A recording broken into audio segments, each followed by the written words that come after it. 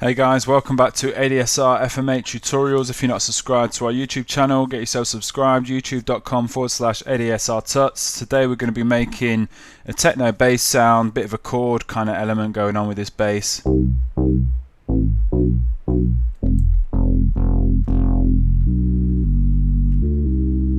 I'm also going to discuss how I'm trying to sort of bring a bit of an analog vibe into the sound, so using some Slate Digital plugins. So turn off this processing for now and let's create a new sound in FM8.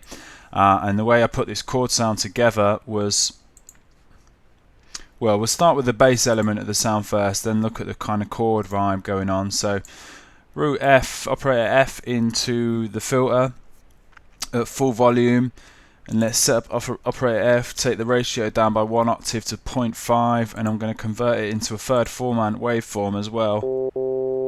Key sync it and turn on operator E now, route that to the filter at full volume. Let's just turn the cutoff frequency up and bring the resonance of both the filters down as well.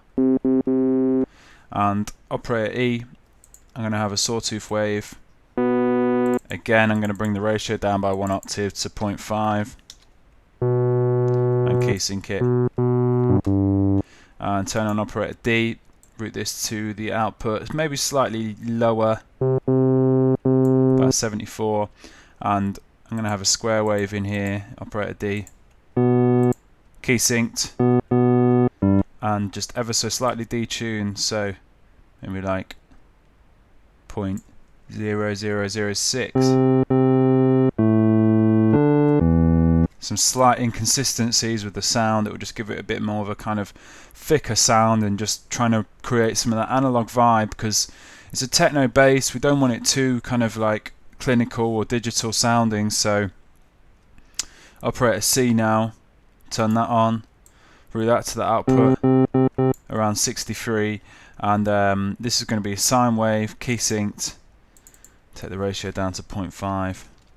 again, so down 1 octave. Just quickly flick to the master section. I'm going to transpose the whole sound down by another octave, so it's becoming more bassy now. So operator C is providing that sub element to the sound. And I'm actually going to do some routing in here, so I'm going to route operator F into operator E.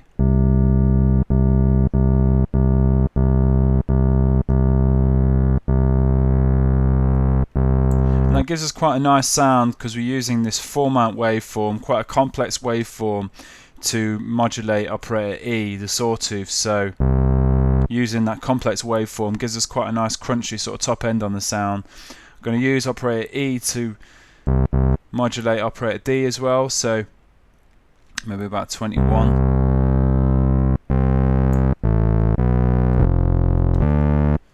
So that's sounding quite nice, and that slight bit of detuning in operator D is giving us that nice sort of chorusy kind of detuned effect. Let's look at these chord elements of the sound now. So turn on operator B and operator A, and just turn off the other operators for now. So operator B, I actually wanted to go kind of +3 semitones, route operator B, +3 semitones. So if we route this to the output, if we look at this tuner, if I hit a C note, quite a sharp C, but it's playing a C, so I want it to play like a D sharp, so it's up 3 semitones basically. So what I wanted to do was convert the ratio to 1.2. So now if I hit a C note, sharp again, but it's a D sharp what it's playing. So it's +3 semitones on the other sound, so we're going to start getting that chord vibe going. But I felt that was too deep when I had the other sounds in. The chord element was a little bit too deep, so I can take it up by 1 octave to 2.4. And we're going to do a similar thing with operator A. You can just turn off these other operators now and turn on operator B. And I wanted to go +7 semitones with operator A, so route this to the output about 71. So what we can do here is take the ratio to 1.5, and then we'll hit a C note on 1.5. We're getting a G, which is 7 semitones up from a C. So we've got these at 0, or say if we play a C note, these are all going to play at C, operator C, D, E and F, and then B is going to play +3 semitones, A is going to play +7 semitones, and that's going to give us that nice chord element. Again, the ratio at 1.5 is a little bit too deep, take it up by 1 octave to 3, still playing that C note, and so when we put all the sounds back in together, whereas A and B, just giving that sort of chord element to the sound. I'm going to detune these a little bit as well.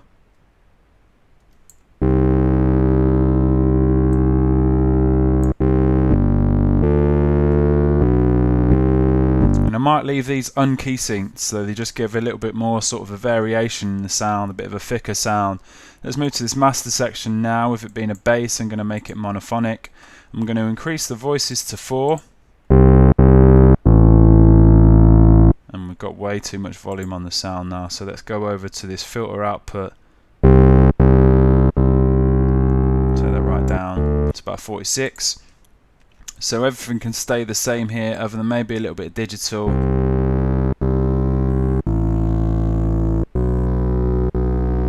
Just a bit of a crunchy top end on the sound. Move to the envelope section now and just link all of these envelopes together. And for all the 6 operators, and just drag the release out slightly, so not going to get any clip on the sound. And let's move to this filter section now. So on a bit of an envelope kind of on this filter, so push the envelope amount up to 100, bring the cutoff down to 0, and let's set this envelope up. Kind of standard, really sort of stabby envelope, but one thing I wanted to do here was wasn't too much transient or sort of pluck at the start of the sound, was back the attack off slightly, and then can just push this curve up. So it's a little bit softer, the attack of the sound is a little bit softer rather than it being like that. Obviously you could tweak this to whatever you prefer, but I just had it like a little bit of a softer attack. So move to the effects section now, add a chorus delay in here, just to get that nice bit of chorus vibe going on this bass sound. Push this diffusion up, just adds a little bit of kind of space in there, a little bit of width to the chorus sound. Maybe take some low cut off, so we haven't got really any kind of low frequency in this chorus here. Just applying a bit of chorus to the top end. So let's look at some of this processing now, because FM8 is obviously a great synthesizer, but it's very clinical, very digital sound, and I wanted to bring a bit of an analog vibe in there, and I use the Slate Digital stuff. I really like it, really recommend it. You'd need an iLok device in order to use it. But you can, if you have an iLok device, you could download the demo from the Slate Digital website. Just try some of these things out. So the first thing I had on here was this virtual channel, and this is a very subtle effect on the sound, but this just brings, it's kind of like mimicking an analog desk. So it's trying to recreate the sound of if you were passing this bass sound through an analog desk. So if I turn this on, I've got different console options, and this Brit N is basically kind of modelled on a Neve desk, and just it's very subtle amount of kind of like warmth and saturation it brings to the sound. I'm also driving it a bit down here as well, turning it on and off. Very subtle amount, but it's kind of like increasing the warmth around the low end and just making it sound a bit bigger, in my opinion. The idea with a plugin like this is if you're inserting that on every channel in a mix, then it's going to make quite a big difference on this individual instrument or individual sound. It's quite subtle, but I think distortion and saturation should be used in quite a subtle way. I find it difficult to drive something, really smash something to bits with distortion unit and it not just kind of lose all of its character. So I tend to look at distortion and saturation in a kind of subtle way. So, and also I've got this Slate Digital VTM, the virtual tape machine. Sounds great on drums, sounds good on kind of all sorts of source material, but turn this on here. Again, I'm not really driving things too hard, it's not even going into the red. Turn it on and off. Again, it's just adding to that analog vibe, that analog warmth. It's very subtle, but it's just, you know, it's just kind of taming some of the harsh kind of digital sort of like frequencies and just boosting some warmth in the sound. So obviously you could go a bit harder with this, start really kind of driving something, but I like to leave it in quite a neutral setting, play around with the tape types and the speed and stuff like that, and the combination of the two without the Slate Digital stuff. Turn it on, and it sounds so much warmer. So some good tools to use, and let's give this sound another spin. So you could use the envelope amount to automate this sound, or the cut-off frequency, boost a bit of resonance.